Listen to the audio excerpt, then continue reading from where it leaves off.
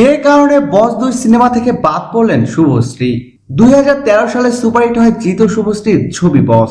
ছবির সিকুয়েলে শুভশ্রী থাকবেন বলে এতদিন খবর ছিল, কিন্তু হঠাৎ করেই বদলে গেলেন নায়িকা।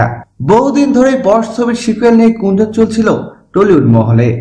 বস 2 যে পাইপলাইনে রয়েছে সেই খবরে বহুদিন ধরে আলোচিত হচ্ছে সোশ্যাল মিডিয়ায়। প্রথম ছবিতে জিৎ ও শুভশ্রীর জুটির কেমিস্ট্রি ছিল সুপারহিট।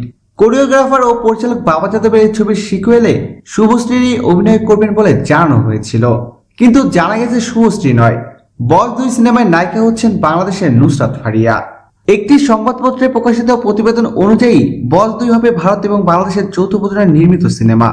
জিতের প্রযোজনা সংস্থা গ্রাসরুট এন্টারটেইনমেন্ট ও বাংলাদেশের জাজ মাল্টিমিডিয়ার যৌথ প্রযোজনাতে তৈরি হবে এই সিনেমাটি। প্রিয় দর্শক, ধন্যবাদ ভিডিওটি দেখার জন্য।